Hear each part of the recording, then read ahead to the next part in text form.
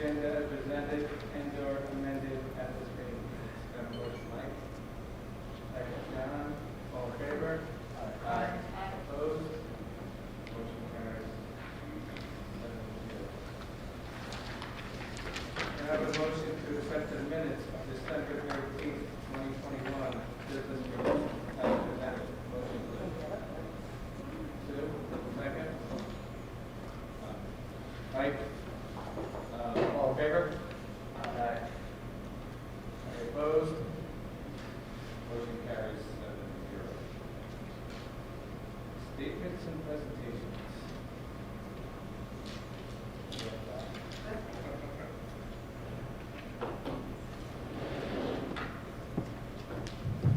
Good evening.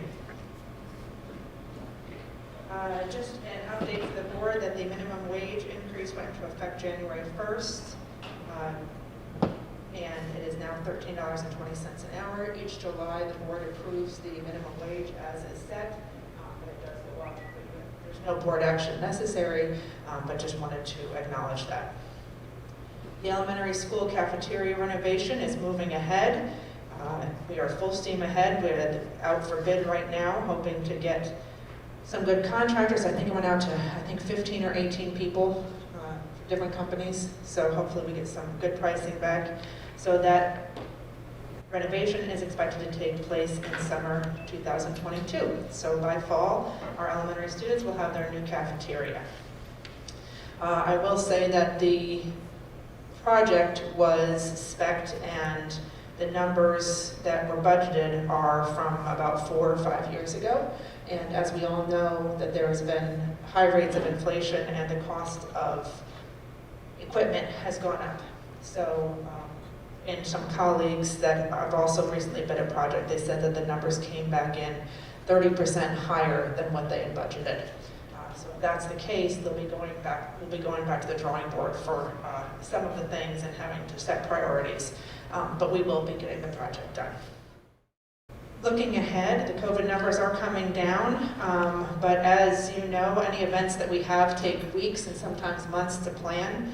So we are looking at, in the near future, typically we'd have our middle school winter dance, our sweetheart dance, and the pep rally. As of right now, we're going to postpone them with an intent to reschedule them so that we can still hold them and have them in person.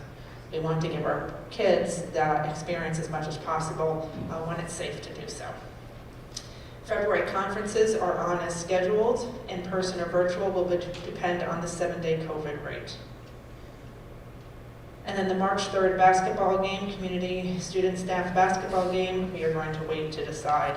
It's looking like those numbers are going to come down before then, so we're hoping to be able to hold that as scheduled. The latest iteration of guidance from New York State has caused us to adjust our return to school and work protocols. We had one flow chart. We've now kind of split it into 2 flow charts.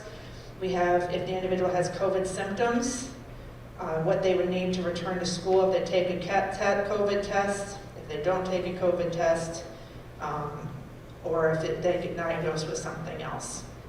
Basically, the rule is they have to be 24 hours without fever-reducing medication and other symptoms have to have improved. If they are diagnosed with COVID and have a lab-confirmed result, that is 5 days of isolation regardless. And then if they are an asymptomatic positive that then becomes symptomatic, their 5 days starts over again with the onset of symptoms being day 0. Some changes this month is that the state no longer requires the doctor's note to return back to school or to work after COVID. So we have taken that out of the expectations. And then again, the reduction from 10 days to 5 days. The advantage of getting a lab-confirmed test is that the individual that is COVID positive would be exempt from quarantine status after an exposure for 90 days from their positivity date. So for those individuals that are not vaccinated, having had COVID kind of gives you the same benefits of being vaccinated for 90 days.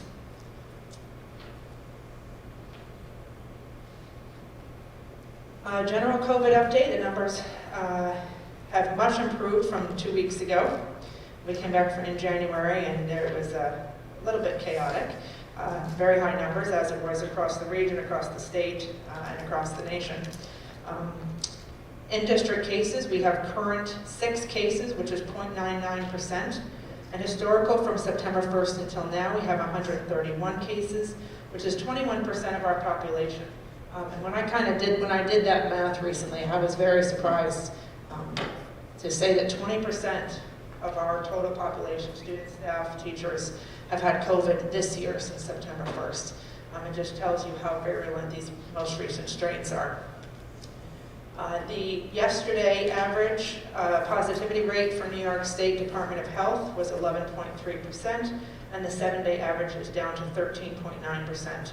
About 2 weeks ago, that was up above 30%, so huge drastic change down. The CDC COVID positivity rate is still at high at 22%, and remember that CDC number only reflects PCR or NAT test. It does not include the rapids, whereas the New York State Department of Health positivity rate includes rapid tests. Each month I kind of share a little bit of the general observations of patterns that I'm seeing, and interestingly, someone else that I was talking to today used this same phrase, but it's a phrase I've been using for about a month now, that I call it the COVID Wild West. There's no rules anymore. We have the symptoms can be different. I can't say that this strain has these types of symptoms. You have people that live in the same household that have the same exact strain, obviously, because they gave it to each other and have very different symptoms. There are vaccinated people that are symptomatic. There are people that are positive that are asymptomatic. We have people that have all the symptoms but are still testing negative, testing positive, testing negative, vaccinated, not vaccinated. What symptoms you have, there are just no rules anymore. So that has made things a little bit more complicated in terms of looking for patterns.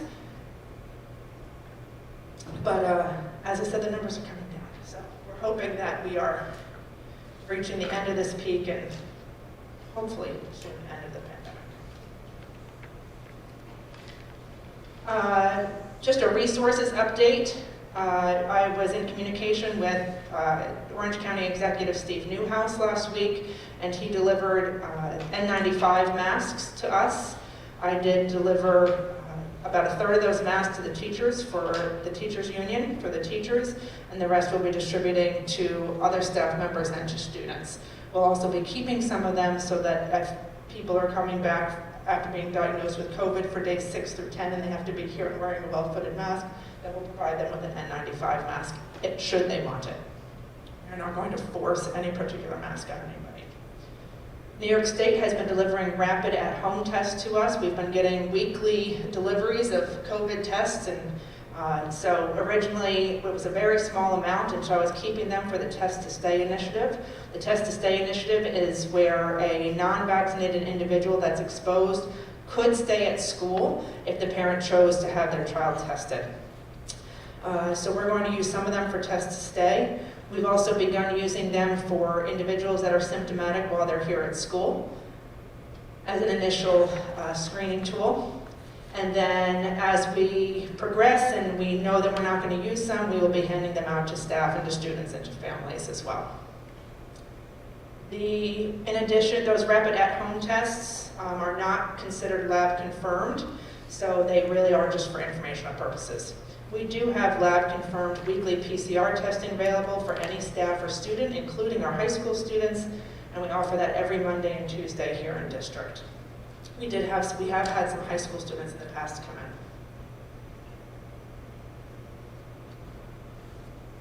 There have been some new rules for contact tracing.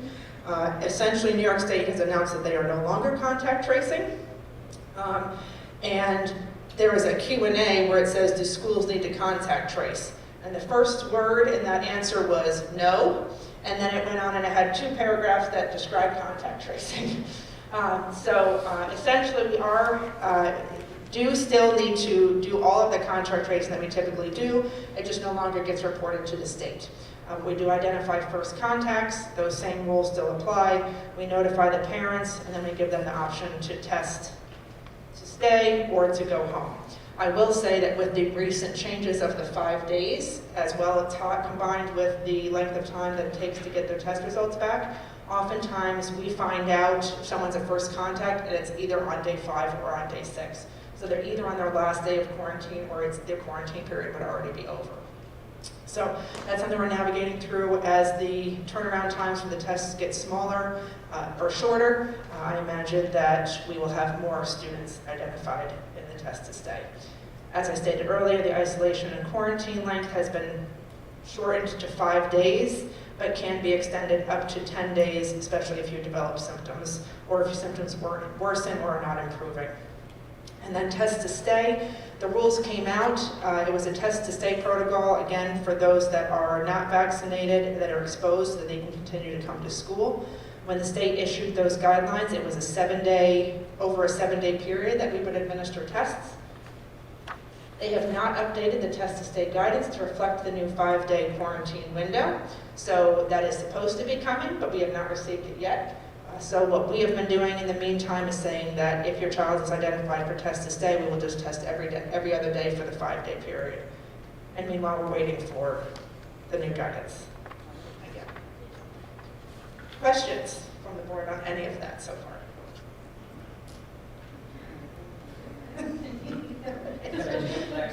It's going to change next week. You're absolutely correct. So I sent that flow chart out today, and one of the teachers wrote back LOL because it's changed so often. So remote instruction. So in the fall, we released our remote instruction plan for students that were isolated or quarantined, and it's because the isolation and quarantine was for 10 days, and so that really was averaging of 7 to 8 school days per child. That was a lot of time to be out of school. Now that it's shortened to 5 days, we are seeing that kids aren't really out of school, because if they're symptomatic and positive, they're homesick and they're not really participating in the work anyway because they're sick and we don't want them, because we want them to get better. Quarantine students, as I said a few minutes ago, are finding out on day 4 or 5 or even on day 6, and so their quarantine period is over. So we've seen a drastic reduction in participation in the remote plan. So the principals and directors and I met, and the principals met with the teachers to discuss some potential changes to our remote plan that we're presenting to you tonight for feedback, and then we will roll it out to families this week. So with that, I would like to invite Diane Connolly, elementary school principal, to talk about the proposed changes for the remote plan for K through 3.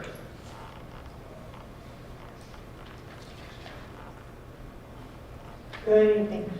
So at the K-3 level, half of our students don't travel back and forth with their devices every day.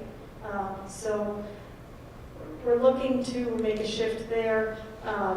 Students, for when they are home, students will be offered hands-on work packet that parents can choose to pick up from the main office, and that would contain some recently learned activities that really, the point of that is to maintain and reinforce grade level skills in ELA and math.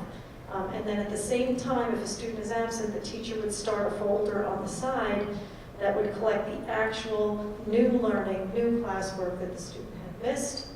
And then that folder would be used for one-to-one or small group instruction when the child returned to school. So that would be passed over to the upon return plan. And then during that time, a certified teacher, either before or after school, depending on the teacher availability, would work with that child with that packet of new learning that happened in their absence and fill them in with instruction in ELA and math. In our case, parent drop-off, whether again before or after school is required. We don't have the late bus over at the elementary school. And both of these plans are optional for the parent. They could choose not to participate, but we do want to offer the support. If the parent does waive having this support, then the student, just like any other illness, when they come back to school during the school day, their teacher would meet with them and catch them up on work that's missed. That's just like how we used to do it prior to COVID. So that's the plan for the elementary school. Thank you. Questions for Ms. Connolly? Or Mr. Kmart, fourth grade.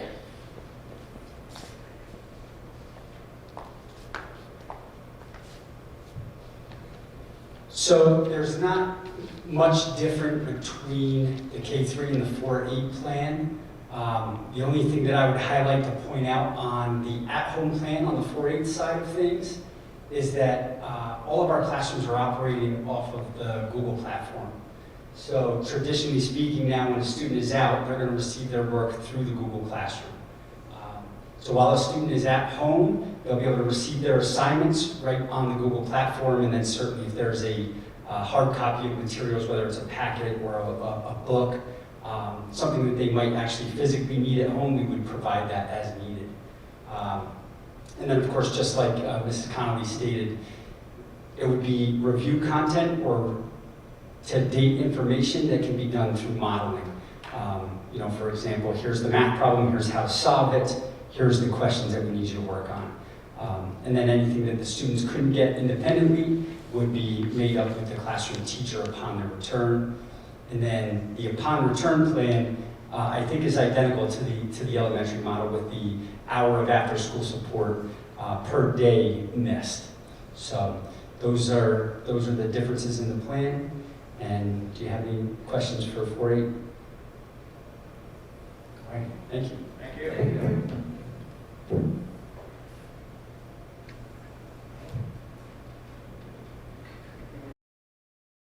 This spring, the Facilities Committee has been meeting throughout the year. We meet at least monthly. And one of the things that we've been doing is evaluating the building needs at each of our 2 schools. And so they have put together a proposed capital project vote that would go up on the docket at the May vote. It would be using the reserves that we have. But some of the things that we talked about are listed here. So the roofs at both the elementary school and the middle school need full replacements. The water control panel at the middle school is very outdated and impossible to find nearly impossible to find parts for now, so it would be removing and replacing that. The middle school water tank, remove and replace that. We did that at the elementary school, I want to say about 6 years ago maybe. So it's time for the middle school's tank to be replaced. In the middle school, the tiles that are in the hallways, the classrooms, and the cafeteria, are pulling those all up and replacing those. Fixing the drainage at the elementary school on the Elm Street 3rd grade entrance. Whenever it rains, there tends to water come in, so we're going to raise that entrance up a little bit off the road. The elevator flooring at the elementary school, outside the elevator, it's very uneven and warped, so we'd like to fix that to make it more even. The middle school locker rooms, renovating those, changing much of the shower area into storage so that the PE teachers have more storage, which is something they're always asking for. The 4th and 5th grade wing here at the middle school, the elevator needs replacing. The pipes at the middle school would be wrapping them in insulation so that they don't leak during the summer and drip. It's not that the pipes are leaking, it's the condensation, just to be clear, on the pipes that's dripping through. Renovating the 6 through 8 bathrooms in the middle school, and then we are looking at if we can put in a 4-lane straight track and a long triple jump area to support our track team. We are looking at some different spaces for that around the school, and we will know for sure within the next couple of months if we can fit that, but we think we have found locations where we can fit that. So we'll be talking more about this at upcoming board meetings and at facilities meetings, but the Facilities Committee is as a whole is in full support of this and really would like to move on these capital improvements sooner rather than later. Comments from the Facilities Committee? I think you covered everything. All right, principal reports. Ms. Connolly? This month at the elementary school has been a busy one with lots of work related to student progress. Our teachers just completed 2 successful days of virtual parent-teacher conferences to communicate with our parents as to how the children are doing. And we're currently wrapping up our winter assessments of ELA and math proficiency using our benchmarking programs. Once completed, this data will be utilized to guide instruction, to plan intervention support, and focus our professional development efforts for the remainder of the school year. With the new year, we are looking to introduce a new unit to our K-3 PE curriculum called the First Tee program, which integrates the basics of golf instruction with character education. While students learn to putt, chip, and drive, they will also learn to apply the character traits of honesty, integrity, sportsmanship, respect, confidence, responsibility, perseverance, courtesy, and judgment, and how these apply not only to the game of golf, but more importantly to their lives within our school. This program is aligned and addresses the new learning standards adopted by New York State Ed for PE in March of 2020. And lastly, Regina Cogliano and our One Book, One School committee have begun gearing up for our program kickoff next month. This year, our book will be The World According to Humphrey by Betty J. Birney. You can learn a lot about the life of another by observing. You can learn a lot about life by observing another species. And in this engaging novel, class pet hamster Humphrey does just that during classroom lessons and on his weekend sleepovers with the students and their families. This is a first book in a popular series and relates well to both older and younger students. I'd like to thank our very supportive PTSA for applying earned scholastic points toward the purchase of our student copies of the book. We're very excited to get our wheels spinning, creating some fun and engaging ways to link this story to all of our curriculum areas. That is our report from the elementary school. Thank you. Mr. Kmart?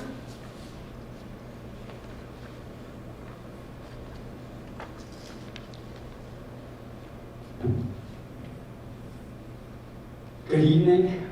Same thing here at the middle school, a lot of busy events happening here. And our December meeting feels like a lifetime ago, and a lot has happened since then. Just a quick wrap up from December, our high school choice process for Warwick and Chester have completed. December 15th was the deadline, and all of our students are situated with their high school choice.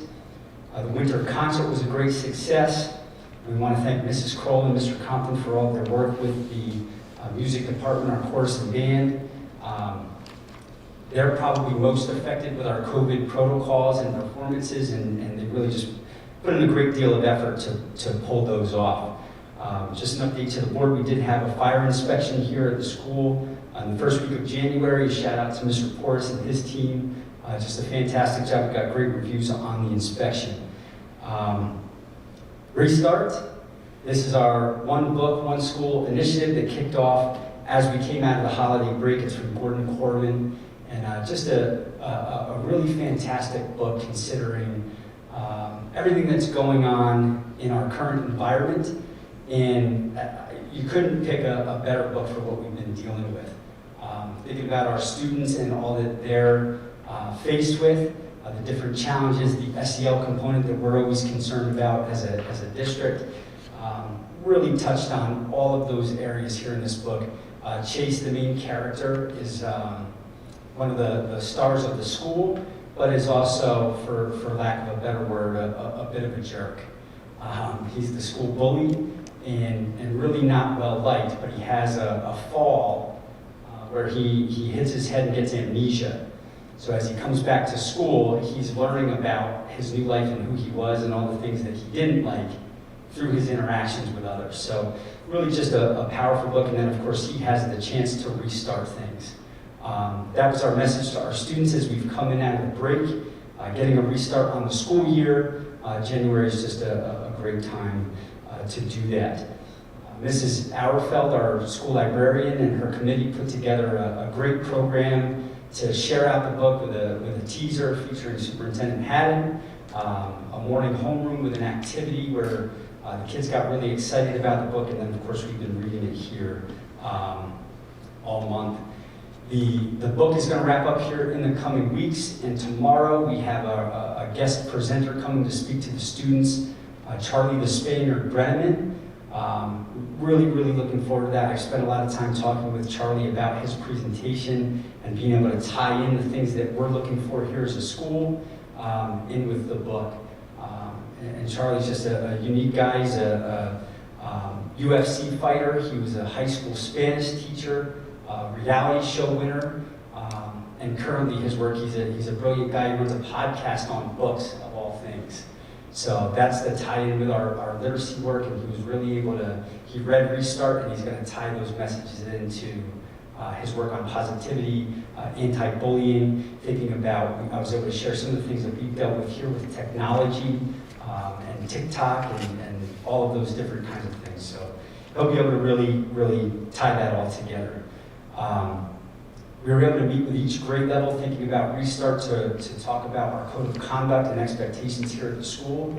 And just one message I wanted to share with the board that I shared with the kids, and I think they really enjoyed it, is we talked about gains, not gaps.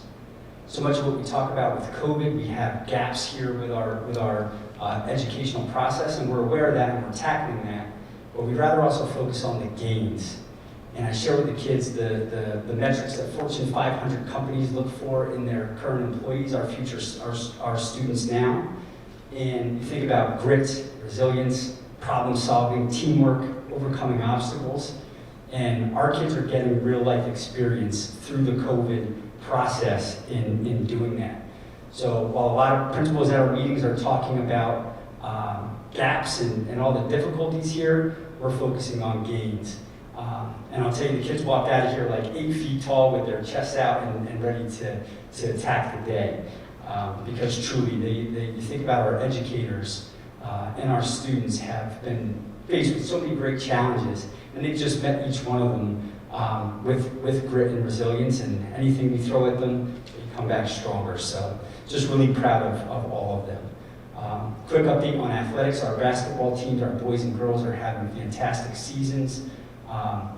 And a shout out to Coach Roboski, Coach Frailer, and Coach Novak. Something that's happening with the bus shortage around the region is the modified teams are the last to get the bus in schools with a JV and varsity. So a lot of times our games aren't starting until 5, 5:30, 6, 6:15, maybe for some pretty late nights. And without flinching again, they just roll with it and produce. So they're doing a great job. The ski trip to Bel Air was a wonderful event for our kids last week, and 8 families actually turned out to be at the mountain with their kids that day, and they said it was like a Greenwood Lake family event at the mountain, so really fantastic. Looking ahead here, our caps and gowns have been ordered, which means June's coming, second half of the year is rolling. State spring testing is looming, and we're kind of all waiting to hear anxiously about what the state's going to do regarding that. And we also are planning our Shokin trip. So lots of busy things happening, great things happening. We do have Charlie Brenneman here tomorrow in the morning from 8:30 to noon if anybody's available and wants to turn out to come and visit. I'm sure he'd love to meet you. Thank you. Just one thing I wanted to mention on tonight's agenda, and Mr. Kmart just mentioned it, and Ms. Connolly did as well, is the PTSA donation. On tonight's agenda specifically is for the middle school Restart book. The PTSA donated the money so that every single child can have a book. And if you remember, back in time when we started this initiative, it was 1 book per household. But now they're funding 1 book per student, so every child has their own copy, and it's really wonderful. And I couldn't agree more that this is probably the best 1 school, 1 book choice that we've had. It really is superb.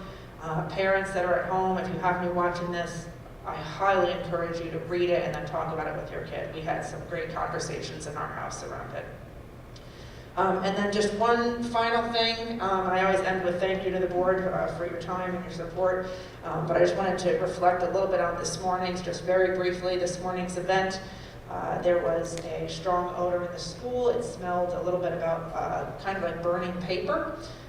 So we made the decision to evacuate the building. At the same time, we called the Greenwood Lake Fire Department, and at the same time, we also called our transportation office, who were very quickly able to get 10 school buses here within 15 minutes. I mean, that is unbelievable because most of those drivers happened to be home, thank goodness. So the students we didn't want the students standing out in the cold. We knew it was going to be a process to really investigate this.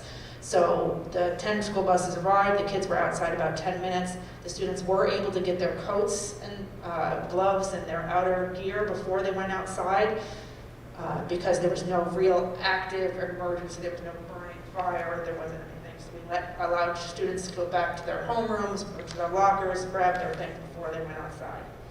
Then the buses arrived, the firefighters came. Huge thank you to the Green Lake Fire Department. They were very thorough on ladders going up into the ceiling, seeing if they could find the source of the odor. They branched out over the entire school, really took their time to make sure, aired it out. Then they closed the doors again to see if the odor came back, which it did not, so they cleared it for us to come back in.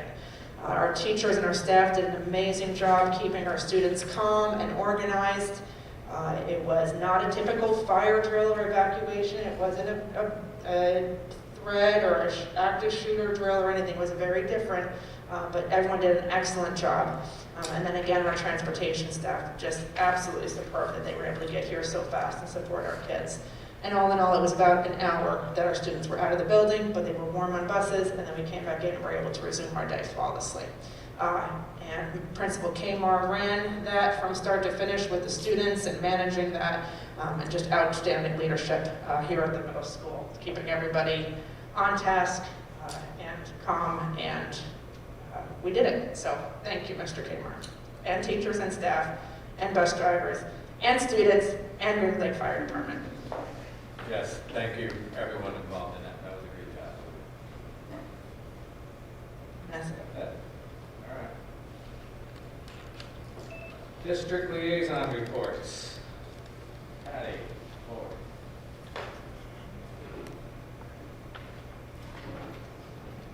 Good evening. I don't really have much for work. I did just want to make one announcement. I just have it here. For any parents who have a student in the high school, Warwick High School, graduating class of 2022, there's a scholarship information night this coming Wednesday, January 26th at 7 p.m. It is a virtual presentation. You can just log on to the website and join the link provided. It gives beneficial information if you're looking how to get your child scholarship money. That's pretty much it for that. Thank you. On to Oh, okay. Chester passed their capital reserve vote to establish a capital reserve, 100 to 50. They passed out test kits to families that requested them from the district. And they canceled their midterms due to the high COVID numbers. That's about it for Chester. They have scholarship information under guidance on their website for any seniors. And that's about all they've got going on over there. Thank you. Want to keep going with NISBA and Oxford, please? NISBA and Oxford are really intertwined this time with, they're gearing up for Capital Day. And Oxford meeting was about the legislative and budget priorities, and then rolled into the upcoming Capital Day and different discussions. I've been forwarding everybody some emails. Anybody that is interested in joining on the Capital Day, feel free. And there'll be a Oxbow meeting before that to just go over the priorities that the county board has. That's about it. Thank you very much. Facility committee reports. We already went through that. Is there anything else you want to add about facilities?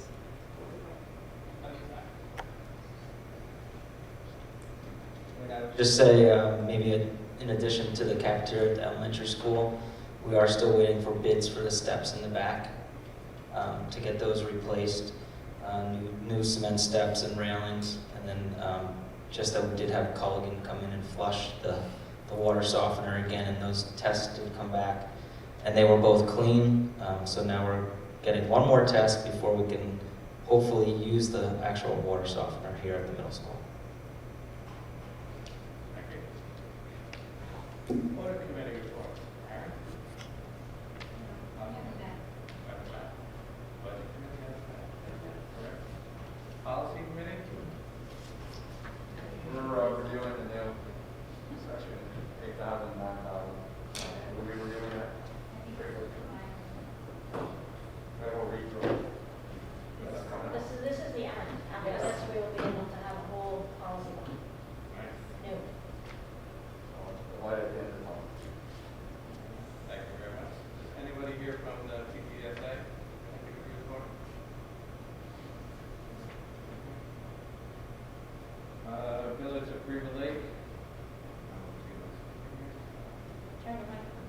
I will say that the PTSA sent out a newsletter today, and Yeah. Mary DePietro sent that out, so anyone can check their email they're going to start sending out a monthly newsletter.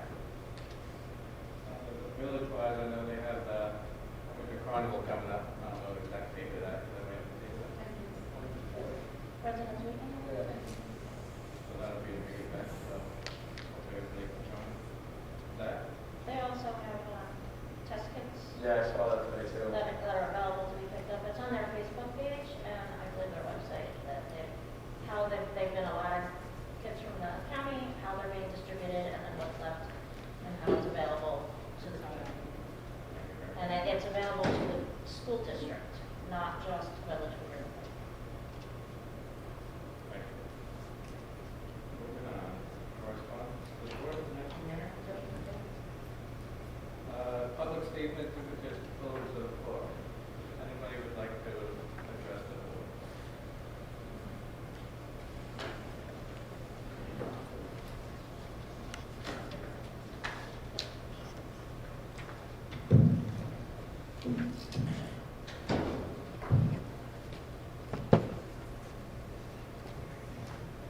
Good evening. We have two special presenters that would like to address the board here this evening. I have standout Laker students Ian Pierre and Viviana Smith. And I would like to point out that three of their educators have worked with them on helping them, guide them along here with this presentation, and took the time out this evening to come out here and support them. Mr. Lugo, Ms. Collins, and Ms. Bellantone are here to support their students as well. So at this time, I'd like to introduce to the board Ian Pierre and Viviana Smith.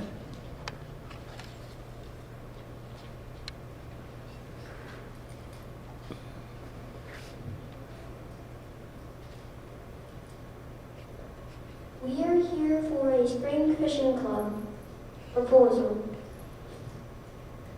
Hello, we are Viviana Smith and Ian Pierre.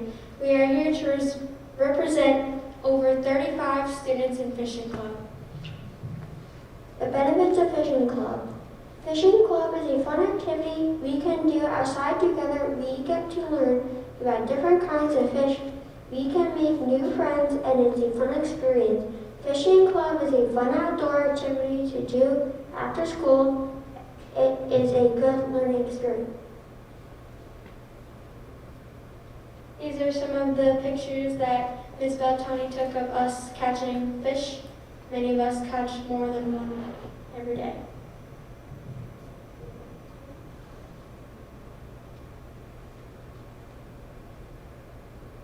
A lot of members were beginners and never fished before, so this was a great opportunity for them. We had a great time outside. We made new friends, shared our fishing gear, bonded as we caught fish we never knew existed in Grimmer Lake. We learned to bait our own hooks and take the fish off the hook. It was exciting to be able to be with friends outside after spending so much time inside because of COVID. Some places that we went were Waterstone Gazebo and Edgemere Ave. These are some fish we caught.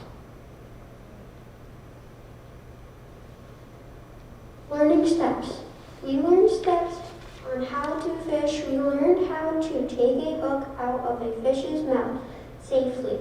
We learned how to safely handle a hook and put a worm on it. We have to learn patience while waiting for a fish to bite. Thank you for your time and for listening to our presentation.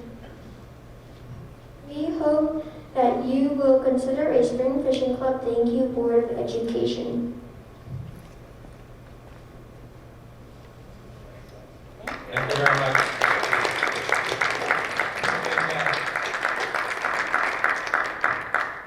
Thank you for that.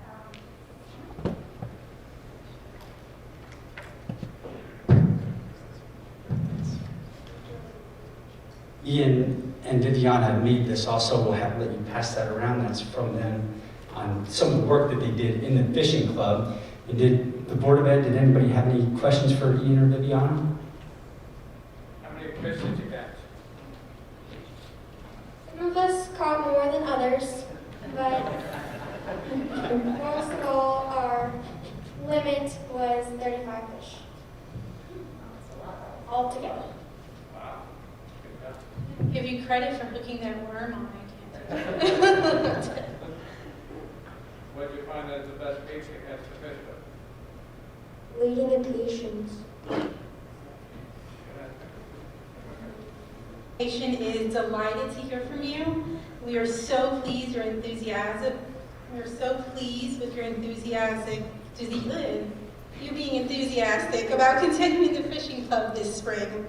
So I would like to add to the agenda a motion to transfer funds from the interscholastic sports to co-curricular club salaries and appoint Amy Bellatoni a 0.5 stipend as club advisor.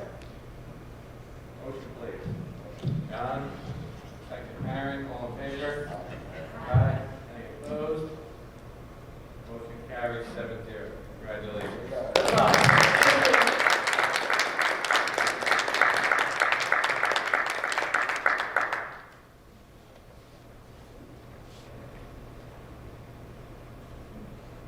Thank you.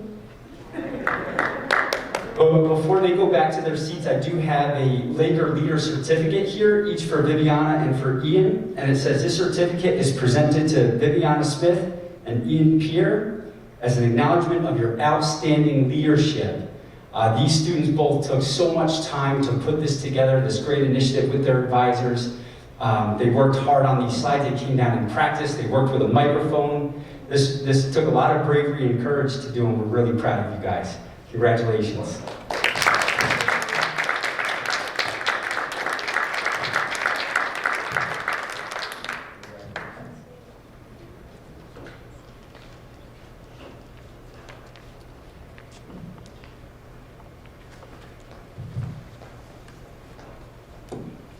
Is there anybody else that would like to address the board?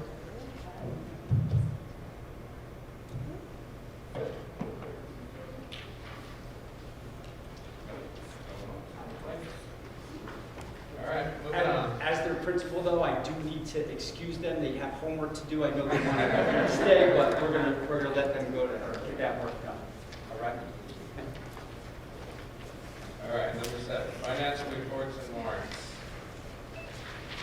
Have a motion to approve the financial reports and for December 2021 as presented at this meeting, please. Motion, please. Mike, second. Aaron, all in favor? Aye. Opposed? Motion carries 7-0. Accept donation of the PTSA. Can I get a motion to accept the donation from the PTSA as presented? Motion, please. John, second Patty. All in favor? Aye. Opposed? Motion carries 7-0. Can I accept proceeds of sale, auctions international? Can I get a motion to accept the proceeds of sale with auctions international as presented, please? Motion, please. John, second Mike. All in favor? Aye. Opposed? Motion carries 7-0. 7.4. Can I get a motion of approved final payment, Northeastern final payment? Can I get a motion to approve the final payment of Northeastern Interior Service LLC? Motion, please.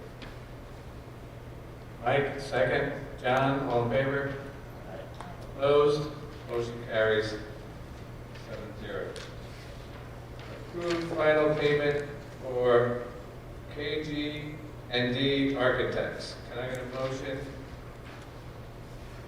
to approve the final payment of KG&D Architects as presented, please? Motion. Sue, second. Mike, all in favor? Opposed? Motion carries 7-0. Appoint full-time 10-month typist Crowley.